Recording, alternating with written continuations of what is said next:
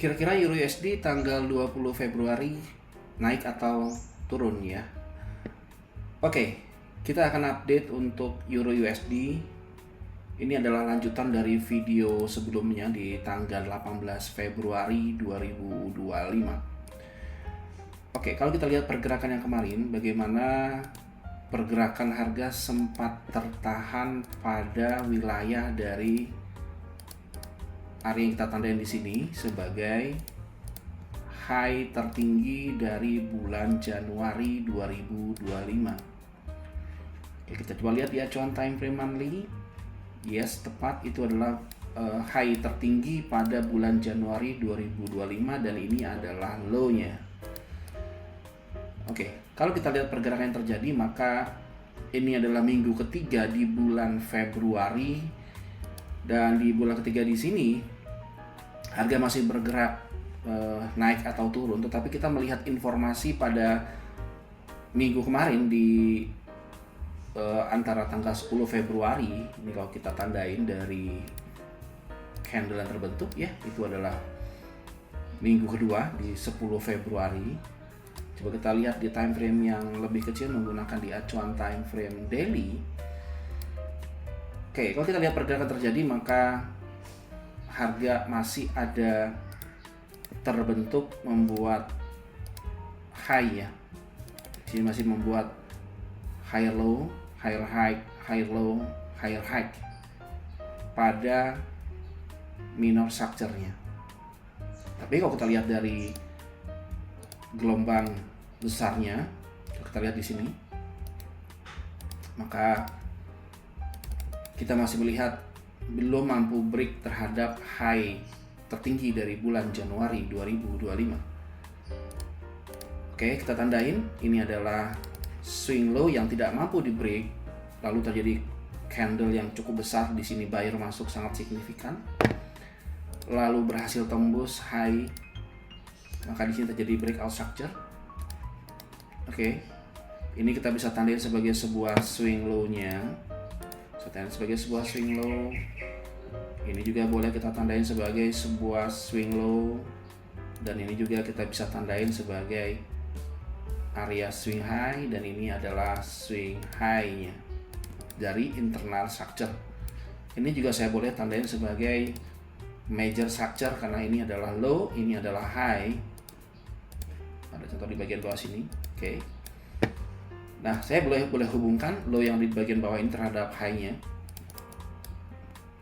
Oke, dari sini kita bisa melihat bahwa harga masih bermain-main pada wilayah dari candle yang signifikan yang pernah terjadi pada 13 Februari. Sekali lagi bahwa kita bisa melihat imbalance, ada candle yang lumayan signifikan di sini, terjadi break, maka menurut hemat saya area ini menjadi area yang sangat penting terbentuk. Oke, sini saya bisa tandain sebagai sebuah wilayahnya. Oke, saya tandain di area itu, maka apakah ini bisa membuat harga kembali membuat penurunan lalu harga bergerak naik? Itu sangat possible sekali, tapi kita belum melihat lebih jelas di time frame daily, maka kita perlu melihat pergerakan yang terjadi pada acuan dari time frame yang lebih kecil. Saya menggunakan acuan dari time frame H4 pada contoh di sini.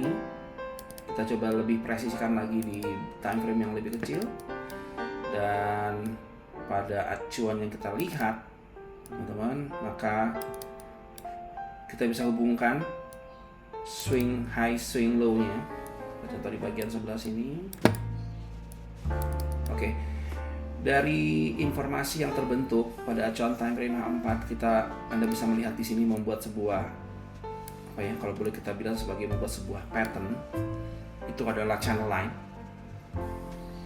Ya. Channel line di sini akan tetap berfungsi sebagai area resisten dynamic, maka selama resisten ini tidak di break, maka masih berpotensi untuk membuat penurunan kembali. Oke, saya tarik ini sebagai sebuah high-nya, ini adalah sebuah low-nya. Maka kita bisa melihat sekarang mulai terjadi pengkerucutan. Apakah ini akan bisa membuat harga untuk kembali naik? Itu perlu kita konfirmasi di lower time frame. Oke, di sini saya bisa tambahkan lagi sebagai high-nya, saya bisa tarik. Maka kita bisa mendapatkan proyeksi terjadi sebuah rejection dekat-dekat sini. Maka kalau saya tandai ini adalah sebuah high-nya dari internal structure. Jadi Anda bayangkan ini adalah gelombang yang lebih kecil, gelombang internal structure yang lebih kecil, teman-teman. Maka kita bisa melihat kembali di sini, ya, ada high juga yang diberi. Maka sekarang terjadi sebuah rejection. Pertanyaannya, apakah ini akan kembali membuat penurunan kembali biris? Bisa iya, bisa tidak, atau malah bisa break, ya. Oke, sekarang kalau kita gunakan informasi yang ada di sini, saya turunkan time frame yang lebih kecil untuk melihat price action yang terjadi pada acuan time frame di H1, maka sepertinya terjadi sebuah rejection, ya. Ini Anda bisa lihat di sini terjadi sebuah rejection. Kalau di bagian sebelah sini, ini bagaimana market membuat kenaikan di masa lalunya, lalu terjadi rejection, kemudian akhirnya bergerak bullish. Maka kita bisa tandain ini sebagai sebuah low. Ini adalah high-nya. Oke, ini terjadi internal structure, dan di bagian sebelah sini market masih bermain-main. Oke, yang cukup menarik di dalam time frame di H1, kita juga bisa adjust market structure-nya. Di bagian bawah ini ada low, ini adalah high. Oke.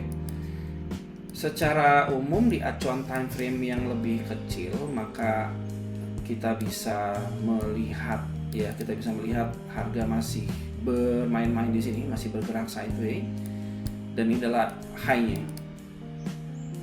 Maka dari informasi di sini kita bisa asumsi terjadi perubahan market structure jika berhasil break pada high yang terjadi pada area dari 1.04405. Jika itu terjadi, maka ini yang disebut sebagai change of character. Ya, kalau buat Anda yang mungkin sudah belajar menggunakan SMC, maka ini kita bisa asumsikan terjadi sebuah change of character. Dan yang sangat menarik nanti jika berhasil break high atau internal high di 1.04405, maka itu menjadi hal yang sangat-sangat baik yang kita bisa pertimbangkan untuk mencari buy. Oke, sekarang saya tambahkan moving average, exponential moving average untuk melihat trend direction-nya dari acuan time frame dari acuan time frame H4. Kalau kita gunakan posisi dari EMA-nya, ini dekat dengan atau berada terjadi rejection pada EMA 200. Kita percaya bahwa EMA ini bertindak sebagai dynamic support resistance. Oke, kalau kita lihat pergerakan terjadi di acuan time frame H4, bagaimana terjadinya sebuah area drop, base drop, ini saya pikir akan menjadi sebuah zona yang kuat. Tetapi yang cukup menarik di sini, seharusnya jika market berlanjut bearish maka harusnya akan turun. Tapi perhatikan bagaimana beberapa jam, ini ada candle pertama, 2, 3, 4 candle yang berjalan di sini masih bergerak sideways terus. Seandainya saja ada satu candle besar terbentuk break high seperti contoh ini, atau ini barangkali berhasil engulf atau berhasil breakout high dari 1.04405, maka itu akan jadi hal yang sangat-sangat positif. Akan tetapi jika nanti tidak berhasil break, ya, maka ini akan Anda harus berhati-hati sekali. Jika tidak berhasil break high dari 1.04405, maka bearish akan berlanjut. Dan tentunya di bagian bawah sini sudah tidak ada buyer lagi, dan ini sudah habis. Terjadi sebuah compression dan tidak ada buyer, maka berpotensi untuk lanjut bearish, dan itu harga berada di bawah dari EMA 200 yang menandakan benar-benar terjadi sebuah kondisi yang kita sebut sebagai membentuk tren baru, yaitu adalah tren bearish.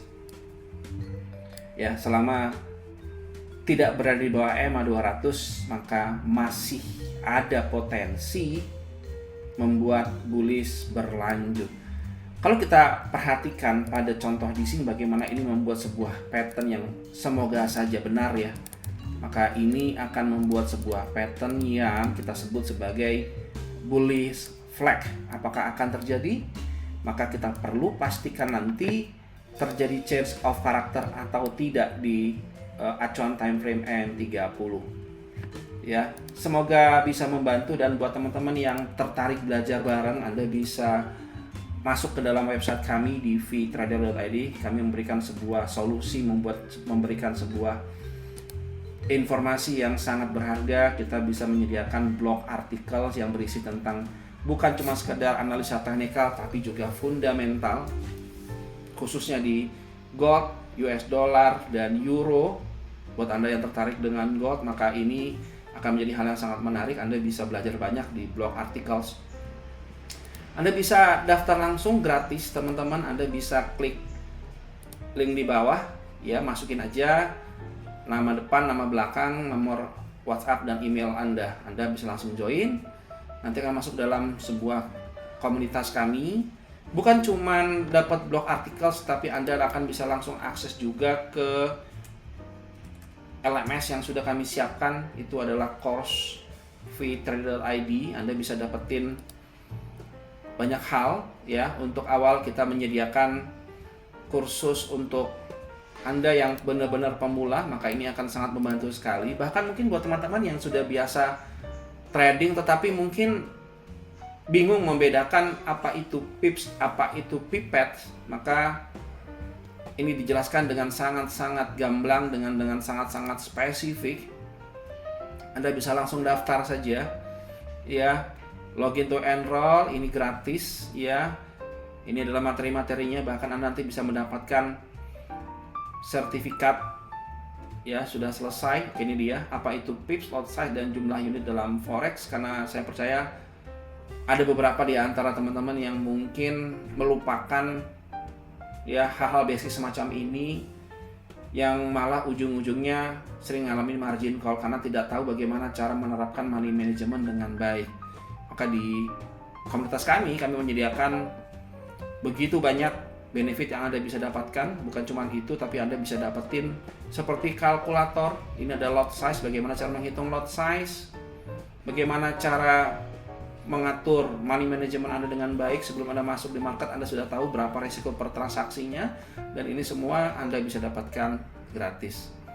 Klik link di bio atau klik link di bawah untuk join sekarang. See you guys.